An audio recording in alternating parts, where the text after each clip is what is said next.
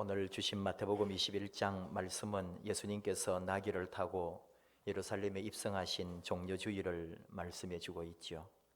종려주일은 예수님께서 인류의 죄를 위하여 십자가를 지고 달릴 것을 결단하시고 예루살렘에 입성하신 날을 기념하는 주일입니다. 예수님의 종려주일이 오늘 말씀에도 나오지만은 벳바게라고 하는 곳에서부터 이제 나귀를 타고 예루살렘에 입성하시는 것으로 시작을 합니다. 그때 사람들이 긋옷과 종려나무 가지를 길 위에 펴면서 호산나 호산나 다윗의 자손이여 하면서 외쳤습니다. 호산나 호시안나, 히브리어 이제는 우리를 구원하소서 하는 뜻이죠. 다윗의 자손이라는 말은 온전한 다윗 왕가를 회복하려고 하는 다윗 왕조를 꿈꾸는 백성들의 마음이 반영된 것이기도 합니다.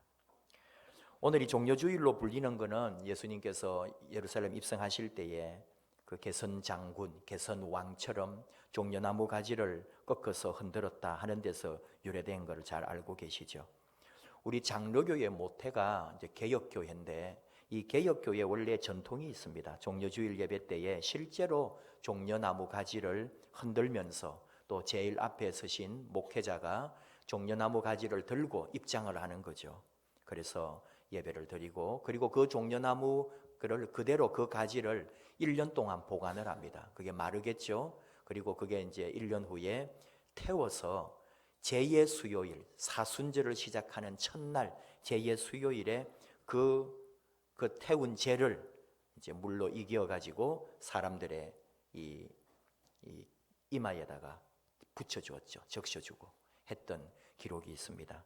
얼마 전에 미국 TV 뉴스 앵커가 그 수요일에 이마에 재를 묻히고 나와가지고 좀 이슈가 되기도 했습니다만은 그래도 그 사람이 아마 종교나 또는 서구 교회의 어떤 전통을 존중하는지 더 이상 말은 나오지 않았습니다. 서구 교회는 그만큼 아직까지도 이 제2의 수요일을 잘 지키고 오늘날 우리 교회들도 제2의 수요일에는 다 모여서 다시 회개하고 예배하는 그런 교회들이 많아지고 있죠. 오늘을 이제 호산나 주일이라고도 하죠. 제가 이렇게 종려주일 때마다 이야기를 하는데 저희 어릴 때만 해도 호산나 주일이라고 했습니다. 근데 어느 시점부터 호산나라는 말이 이제 없어지더라고요. 그거는 그대로 호산나라고 했기 때문에 호산나 주일이라고 하는 거죠. 그리고 이제 오늘은 고난 주일이라고도 부릅니다. 이제 고난 주간이 시작되는데 오늘이 종려주일이라고도 하고 호산나 주일이라고도 하고 고난 주일이라고도 한다. 그런 말입니다. 왜 그랬냐 하면은 이게 이제 옛날에 이제 교회가 동로마 교회와 서로마 교회가 나뉘어지거든요. 그러면서 이제 서로마 교회가 옛날에 예배 시간에 바로 이날에 예수 그리스도의 고난의 역사, 순환사를 낭독했다는 거예요. 그래서 이게 이제 전통이 되어 가지고 항상 오늘 이 주일에 종려주일에는 예수님의 순환사를 낭독하면서 순환주일 또는 고난주일로 이 날을 명명하게 되었다는 겁니다. 그래서 고난주일이기도 한데 우리는 그저 종려주일이라는 말로 거의 이제는 통일을 하고 그렇게만 사용합니다. 그러니까 오늘이 어떤 의미가 있느냐? 왕의 등극이라고 하는 최고의 화려함과 왕의 죽음이라고 하는 최악의 비극이 함께 병형되는 주일이 바로 오늘이다 하는 거죠. 이 종려주일이라는 것은 왕의 입성이거든요. 나무가지를 흔들면서 왕을 환호하고 자기의 옷을 깔아줄 때 주면서까지 왕의 그 길에 양탄자를 깔아주는 거죠. 근데 길에 다 깔 수가 없으니까 사람들이 자기 옷을 펴서 왕의 그 행진에 양탄자를 깔아주듯이 그 왕의 승리의 개가를 부르며 들어오는 것을 백성들이 환영하는 그런 날이기도 하지만 오늘 우리에게는 예수님이 고난의 십자가의 길을 걸어가야 하는 바로 고난의 길, 왕이 죽음의 길을 걸어가야 하는 시작도 되는 그런 것이 지금 같이 병존하는 그런 시간이 오늘 이 시간이기도 합니다. 어쨌든 그러나 교회는 이 두 가지, 어떻게 보면 모순인데도 역설인데도 이 두 가지 전통을 교회는 지금도 지키고 있는 거죠. 예루살렘에 가는 길이 사방으로 이어져 있습니다. 동서남북 어디서나 사통팔달로 이 예루살렘에는 가는 길이 있는데 그 중에서 동쪽으로부터 오는 길이 가장 험한 길입니다. 여리고를 통과해 가지고 감람산을 넘어서 벳바게와 베다니를 거쳐서 예루살렘에 가게 되어 있는 거죠. 우리도 성지 순례를 가게 되면은 예루살렘에 올라갈 때에 반드시 겟세마네 동산 감람산을 먼저 들러서 거기에서 예루살렘을 바라보고 이제 밑으로 쭉 내려가서 이제 예수님 걸어가신 그 길 따라 예루살렘까지 들어가게 됩니다. 예수님이 선한 사마리아 사람 비유해서 여리고로 가는 길을 언급을 하는데 그 여리고로 가는 길, 그쪽이 동쪽 길이 제일 험한 길이라 이거예요. 지금 예수님이 택하신 길입니다. 예수님이 입성하실 때 이 길을 택했습니다. 왜냐? 바로 하나님의 말씀, 성경이 예언하고 있기 때문인 거죠. 에스겔 43장 2절에서 4절, 이스라엘 하나님의 영광이 동편에서부터 오게 될 것이다. 여호와의 영광이 동문으로 말미암아 전으로 들어가고, 이런 말씀이 있거든요. 이 말씀에 근거해서 유대인들은 메시아가 광야를 지나서 동쪽으로부터 성전에 이르기까지 그렇게 올 것이라고 믿었습니다. 그 여리고를 거쳐서 예루살렘에 이르는 광야길이 바로 동쪽에서 오는 길이고, 그 동쪽으로 오면은 예루살렘 성을 들어갈 때 동편문을 들어가게 돼 있거든요. 그러니까 예수님은 바로 그 예언의 말씀을 이루시려고 동문으로 들어가게 되시는 거죠. 그리고 예수님은 또 그 한편 자신의 메시아, 영적인 그 왕으로서의 죽음을 상징하면서 그 나라를 구원을 이루고 백성의 구원을 이루기 위해서 바로 이 길을 택했다고 볼 수가 있습니다. 이때가 6월절이죠. 6월절은 여러분도 하도 많이 들어봤겠지만은 우리가 상상하는 것보다 훨씬 더 큰 귀한 날이고, 이스라엘 사람들이 지금도 지키는 것은 그 6월절 정신이거든요. 그 당시에 예수님 때는 더하죠. 제대로 6월절을 온전하게 지키지는 못해도 그 절기를, 그 일주일 동안을 철저하게 6월절을 지키려고 했고, 그 다음에 그 전통이 뭐냐 하면은 예루살렘 성지 순례예요. 이스라엘 사람들의 언제나 바라는 것이 6월절이 되면은 예루살렘에 올라가서 성전에 가보고 예루살렘의 그 성지를 순례하는 것이 그들의 꿈이었으니까요. 당시에 예루살렘 인구가 12만 명이라고 그때 이제 요세푸스의 그 역사서에 보면은 그렇게 이제 추정을 합니다. 예루살렘 인구가 12만 명인데 전국에서 또는 외국에서 6월절을 지키고 성지 순례를 하겠다고 온 사람들이 20만 명이었어요. 그러니까 도저히 예루살렘에는 그 20만 명을 수용할 수 있는 그런 데가 아무것도 안 됩니다. 그래서 이 사람들이 어떤 식으로 또 이게 이제 했냐면은 예루살렘 반경 3km 이내는 다 예루살렘 지경으로 인정을 해줬어요. 그래서 사람들이 예루살렘 성으로 다 못 들어가니까 그 주변에 도시들이며 마을이며 이런 곳에 다 3km 이내에 포진을 하고 있었던 거죠.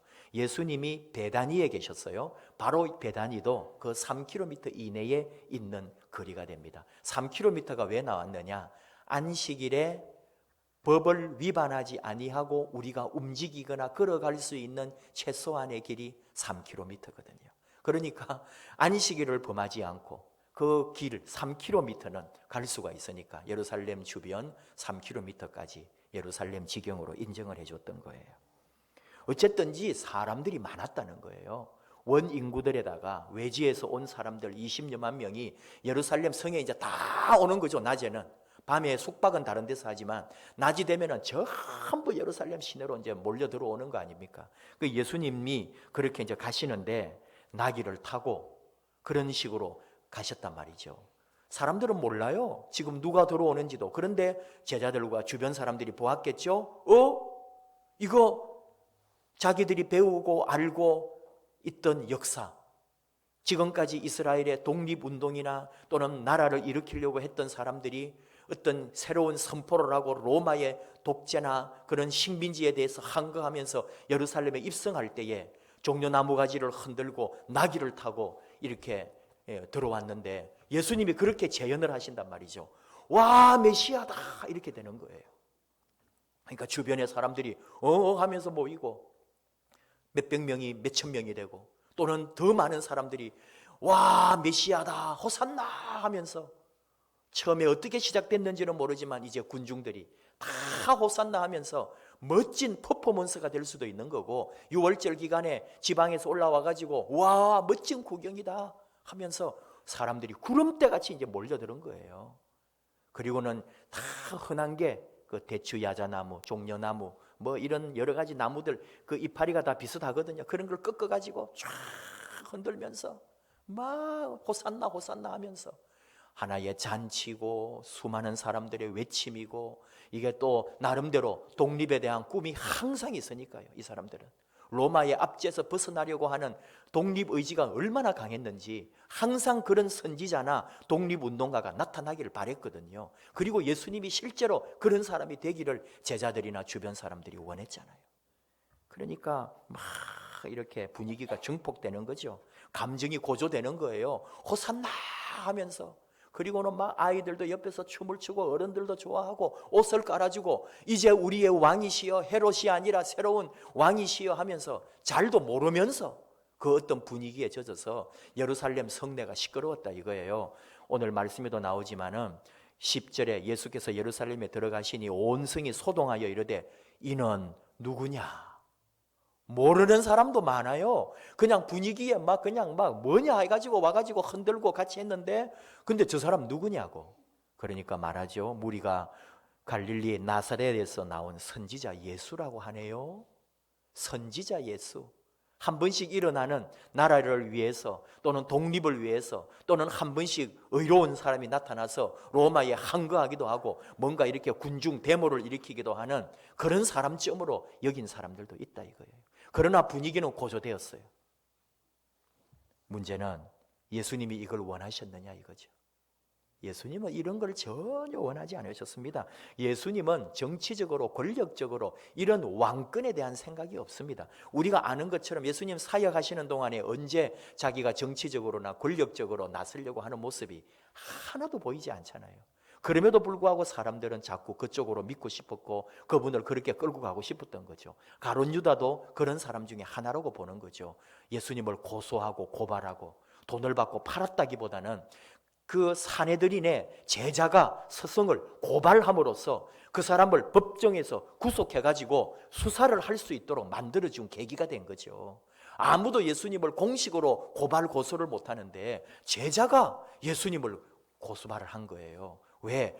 자칭 하나님이라 그러고 하나님의 아들이라 그러고 죽었다가 살아난다 그러고 자신은 율법을 이루러 왔다 그러고 계명을 어겼다는 거죠. 그래서 예수님이 결국은 사내들인에 잡혀가고 재판을 받고 결국은 그 일로 죽음으로 가는 길이 되는 거잖아요. 자꾸 사람들은 예수님을 그런 영웅으로 나라를 가룟 유다의 마음에도 예수님이 기적을 행해가지고 한번 이 나라를 한번 뒤엎는 그런 위대한 왕이나 대표가 되기를 바랬던 마음이, 인간적 마음이 많았거든요. 예수님은 거기에 대하여 지적을 한 거예요.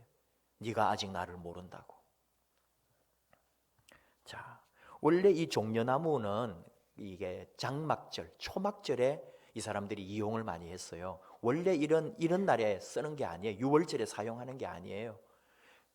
장막절, 초막절은 같은 말인데 초막, 이 풀이나 지푸라기로 이제 천막 같은 걸 만들어 가지고 우리 조상들이 40년 동안 광야 생활했던 거를 기념하는 거거든요. 그래서 일주일 동안 정말로 광야에 나가서 자녀 교육도 됩니다.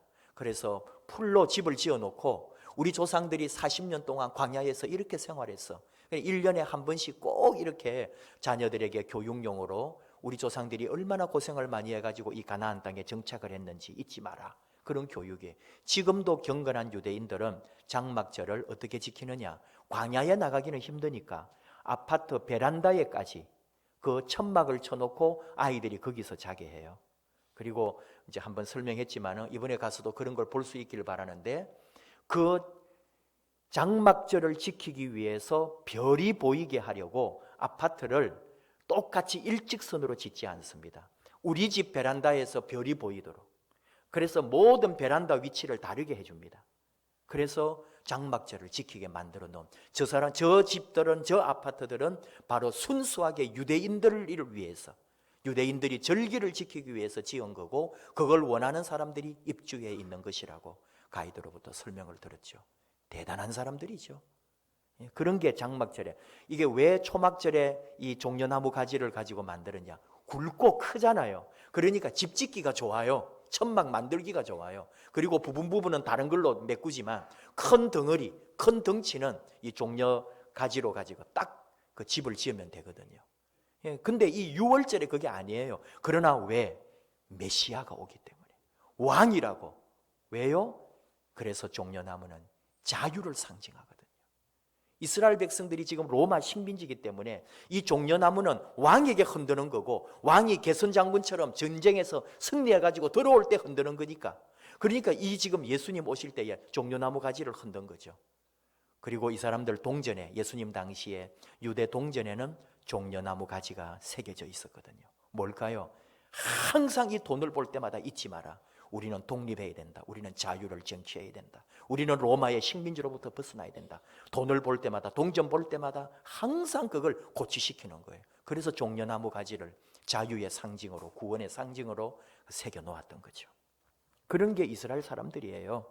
자, 문제는 예수님이 원하지 않는다는 거예요.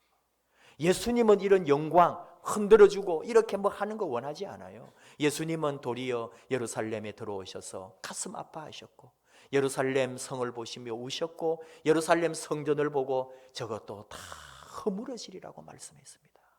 이게 예수님 마음이에요. 이 유대인들은 또 참 경전이나 예언을 좋아하잖아요. 다니엘서 7장 13절은 예수님, 그러니까 메시아가 올 때 다니엘은 어떻게 예언했느냐? 구름을 타고 영광 중에 오실 거라고 했어요. 그러면 이제 스가랴 예언, 우리가 읽는 스가랴 말씀인 건데 나귀를 타고 오실 거라고 했거든요. 근데 탈무드에 이제 이 랍비 요슈아가 이것에 대해서 설명을 해놨어요. 사람들이 궁금해하니까. 누구는 나귀 타고 온다 그러고 누구는 구름 타고 온다는데, 그럼 진정 우리의 왕, 이 나라를 구할 메시아는 어떻게 오십니까 하니까 요슈아가 탈무드에서 이렇게 가르쳐요. 메시아가 올 것을 세상이 준비가 되어 있지 않을 때는 메시아가 나귀를 타고 오실 거다. 반대로 이제 세상이 메시아를 맞이할 준비가 되어 있을 때는 구름을 타고 오실 거다. 이렇게 탈무드에서는 설명하고 있어요. 이게 이제 사람들의 궁금증을, 성경을 풀어준 거죠. 우리는 지금 구름 타고 오실 예수님을 기다립니다. 이미 예수님은 나귀를 타고 2000년 전에 오셨으니까. 자, 어쨌든 예수님은 이런 걸 원하지 않아요. 대대적 왕으로 군중들이 환호하면서 막 이렇게 막 영웅 모시듯이 하는 걸 원하지 않는다 이거예요. 스가랴 9장 9절 말씀처럼 시온 딸에게 이르기를 너의 왕이 너에게 임하나니 그는 겸손하여 나귀 곧 멍에 매는 짐승의 새끼를 탔도다 하라 하면서 겸손하여 나귀를 타신 자신을 자꾸 인용하셨거든요. 예수님이 나귀를 타신 것은 그대로 하나님의 말씀을 이루시려고, 그 성경대로 하시려고 그분은 그렇게 하셨다고요. 겸손하신 예수님을 보여주고 있는 거죠. 마태복음 11장 29절 일찍이 예수님 말씀하시기를 나는 마음이 온유하고 겸손하니 나의 멍에를 메고 내게 배우라 그러면 너희 마음이 쉼을 얻으리니. 예수님은 우리에게 그걸 원하시는 거예요. 겸손하고 온유하고 도리어 더 낮은 자리로 내려가도록. 근데 오늘 말씀이 뭐냐? 이제 우리가 생각하는 게 뭐냐? 이렇게 환영하고 환호하고 호산나 그러고 종려나무 가지를 흔들고 하던 사람들이 바로 이제 며칠 후에는 예수님을 십자가에 못 박아 죽이라고 외치고 소리 지르고 예수를 죽이라면서 그렇게 했다니까요. 이게 얼마나 역설이냐 이거예요. 그렇게 호산나, 그렇게 메시아라고 하다가 하루아침에는 이제 예수님을 죽이라고 하면서 십자가에 달아 죽이라고, 역적이라고, 우리나라를 힘들게 할 거라고, 로마의 배반자라고. 그래서 로마가 더 우리를 강하게 지배하면 우리 고생이란 말이죠. 예수님 같은 자꾸 뭔가 독립운동을 하고 사회를 어지럽히는 존재들은 죽이라면서 그렇게 또 나오는 거예요. 조롱하고 모욕하고 멱살 잡고 침을 뱉고 가시관을 씌우고 네가 왕이냐 하면서, 네가 하나님의 아들이냐면서, 그러면은 하나님이 구해주겠네 그러면서 얼마나 조롱하는지요. 예수님이 그걸 다 봤잖아요. 개인적인 이야기 하나 하면은 어제 친구들을 좀 만났어요. 항상 여러분들도 그러실 건데 금요일 밤에 많이 만나죠. 이렇게 이제 오랜만에 또는 동창이다, 동문들이다, 1년에 한 번씩 크게 뭐 지방에서 이제 이 지방 사람들이 문제예요. 촌에서 와가지고 재경동문회, 재경동창회. 저도 이 지방 사람이다 보니 재경 고등학교 친구들이 있는 거죠. 여기 사방에서 모여가지고 하는데 항상 금요일에 모여요. 그리고 큰 행사는 주일에 하잖아요. 그러니 한 번도 못 가죠. 그러니까 친구들이 벼르고 별러가지고 저를 위해서, 그리고 이번에 한 명이 뭐 지방에 검사 지청장으로 이제 가가지고 또 이 친구도 토요일이 돼야 올라오는 거예요. 그러니까 그 친구하고 저를 위해서 정말로 친구들이 마음을 다해서 어제 나를 잡아준 거예요. 그래서 이제 만났는데 전부 이제 이 그냥 고등학교 친구들이니까 세상 친구들인 거죠. 만나면 참 반갑고 너무 좋았어요. 추억도 있고 한 명 너무너무 보고 싶은 친구도 만나고, 그 친구의 아픔 때문에 제가 왈칵 눈물이 쏟아지기도 했고, 얼마나 우리 한혜위 선배들에게 많이 폭행을 당했는지. 그 아버지도 다녀가셨더라고요. 이 애를 이렇게 때려도 되느냐고. 그러니까 학교 폭력 같은 그런 게 그 시절에도 참 만연했고, 저는 초등학교부터 뭐 고등학교 때까지 항상 그냥 모범생이었죠. 그리고 반장이다, 항상 선생님 곁에 있으니까 아무도 저를 건드리기나 힘들게도 안 했고요. 도리어 저한테 와가지고 형규야 너무 힘들다, 무슨 일이 있었다 하면 제가 이제 해결해주고 또 못하게 하고. 참 같은 교실 안에서도요, 중학교 때부터 그랬어요. 이 힘 있는 친구들이 힘없는 친구들 불러내가지고 뒤에, 그 애들한테 앞에 똑바로 봐! 친구들한테는 그리 소리 질러 놓고 뒤에는 불러내가지고 막 세워놓고 배로 때리고 가슴을 치고 엎어지면 막 발로 밟고, 그런 학교 폭력이 난무했잖아요. 우리들 때만 해도. 근데 그 친구가 저는 그렇게 선배에게 당하는 줄 몰랐어요. 얼마나 많이 맞고 어려웠는지. 참 오랜만에 30몇 년 만에 만나가지고 그 이야기를 듣는데 왈칵하면서 눈물이 쏟아지더라니까요. 저는 그 애가 그런 줄은 몰랐어요. 그런 아픔이 있더라고요. 자, 그 얘기가 아니라 이제 이 친구들이 다 술이 한 잔씩 되고 막 이래가지고 이제 하니까 뭔 얘기로 저한테로 오는 거예요. 주제가 목사님, 전부 이제 목사님이 주제예요. 다른 거 하나도 안 물어봤어요. 11조를 왜 해야 돼? 이거였어요. 11조가 어제 주제였어요. 11조가 왜 하냐고, 그게 뭐냐고, 11조가 해야 되냐고. 어디 돈을 조금 버는 친구가 있더라고요. 월 1,000 이상을 버는데 그러면 내 11조 해야 되냐고, 교회 가면은. 이러면서 목사님 교회 가면 내 11조 내야 되냐고. 그래가지고 뭐 명함을 달라, 주소를 달라 하면 가겠다고. 그러니까 옆에 친구들이 얘는 안 된다, 가면 안 된다, 아마 술 취해서 갈지 모른다, 토요일 밤에 목사님 도로 이거 힘들다, 가지 마라, 너 절대로 가면 안 된다.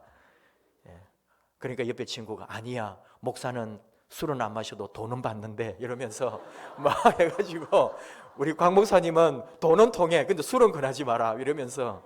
그래서 야 잘하네 그랬어요. 그래가지고 꼭 돈 들고 오라 그랬어요.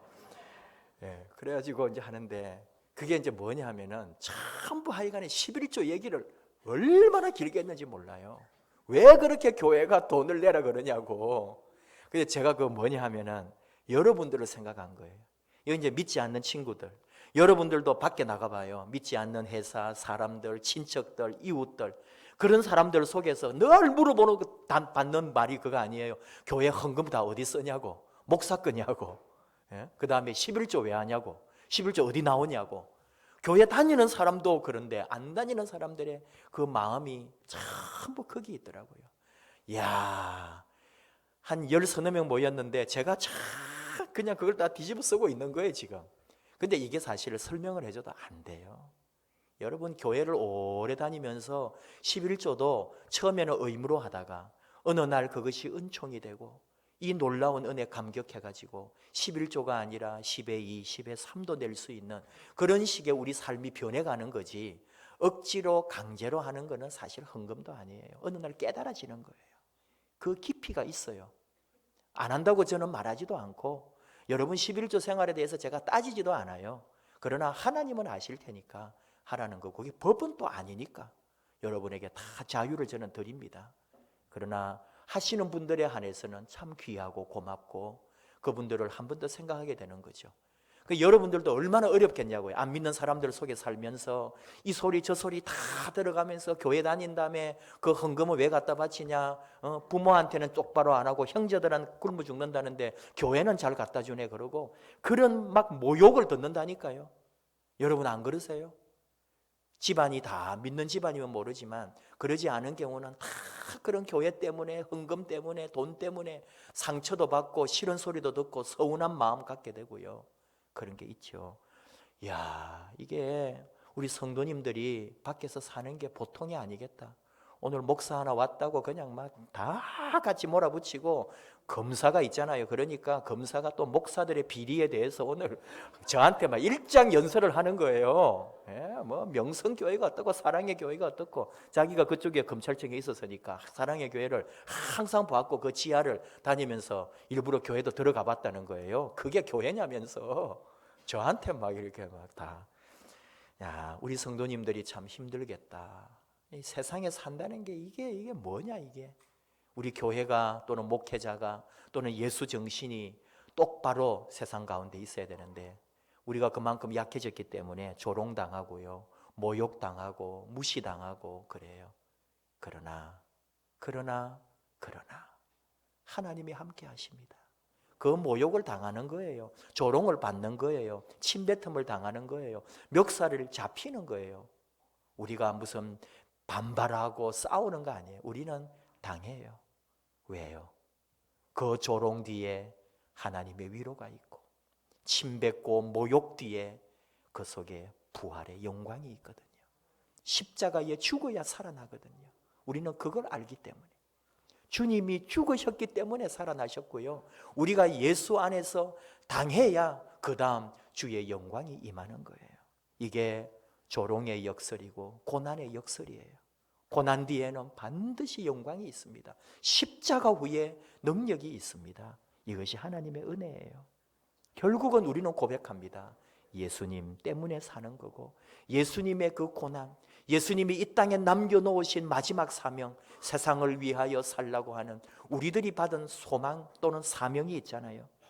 골로새서 1장 24절을 통해 하나님 사도 바울을 통해 말씀합니다. 그리스도의 남은 고난을 그의 몸된 교회를 위하여 내 육체에 채우노라. 그리스도의 남은 고난을 주님의 교회를 위하여 내 몸에 채우는 것을 기쁨으로 여기는 사람, 다시 말하면 주님을 위하여 고난을 치고 가겠다는 거죠. 주님을 위하여 모욕도 당하고 주님 때문에 조롱도 당해도 좋아요. 왜? 주님이 다 그러하셨기 때문에. 그러나 주님은 십자가의 죽으심 가운데 결국은 부활하셔서 우리 인생의, 우리 인류의 영원한 주인이 되시고 생명의 주인 되셨기에 우리도 똑같습니다. 여러분, 세상 가운데서 어떤 일이 있어도 낙심하지도 말고 누가 좀 조롱하고 모욕해도 아무것도 개의치 말아요. 조롱 후에 은혜가 있고 고난 뒤에 영광이 반드시 있습니다. 예수님 때문에 욕먹는 거, 예수님 때문에 창피당하는 거, 예수님 때문에 무한당하는 거 괜찮아요. 우리 예수님이면 충분합니다. 예수님 때문에 삽니다. 오직 예수뿐입니다. 예수님으로 말미암아 다시 살아나는 저와 여러분 되기를 축복합니다. 찬양합시다. 오직 예수뿐이네. 오직 우리 예수님뿐입니다. 함께 오직 예수뿐이네 찬양하십시다.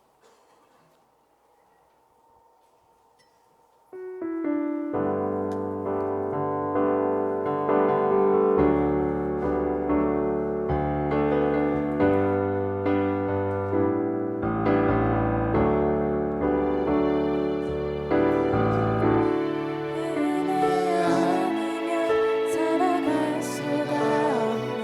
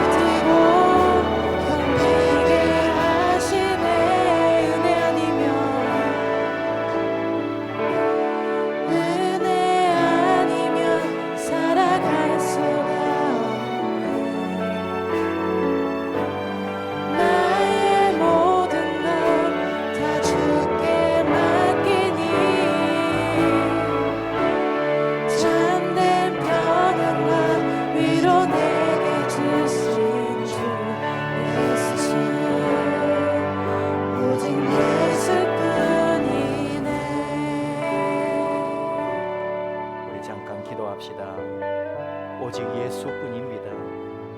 예수님 때문에 창피당하고 예수님 때문에 어려움 당해도 좋습니다. 우리 예수님 고난 받으시고 십자가에 죽으시고 부활의 영광으로 나타나신 것처럼 우리 삶도 우리 인생도 오늘 이 땅에서 당하는 상처, 어려움, 작은 고난까지도 우리 주께서 다 풀어주시고 모든 것 변화시키고 역전시키고 우리로 하여금 승리케 하실 것입니다. 오직 예수님 사랑합니다.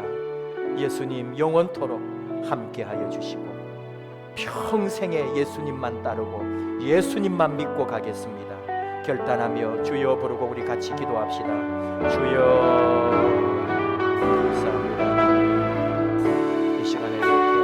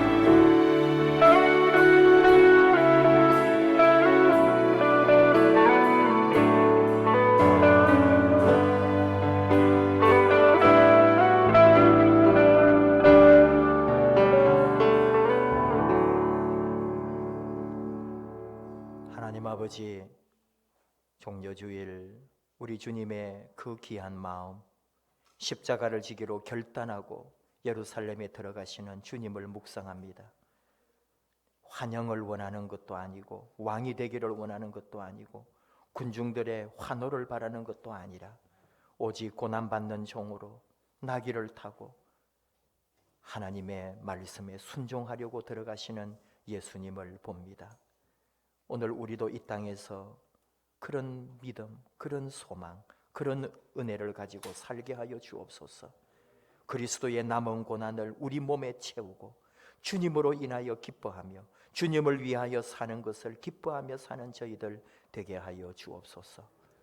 조롱 뒤에 하나님 주시는 은혜가 있고 고난 뒤에 주님의 영광이 있음을, 예수님 때문에 이 땅에서 당하는 그 어떤 것이라 할지라도 우리 주님으로 인하여 감사하고 주님에게 영광 돌리고 주님이 모든 것 새롭게 해주실 것을 믿고 가는 사랑하는 자녀들 모든 삶에 오직 우리 주 예수님의 놀라운 능력과 은혜와 역사를 허락해 주시옵소서. 예수님 이름으로 기도하옵나이다. 아멘. 예물드리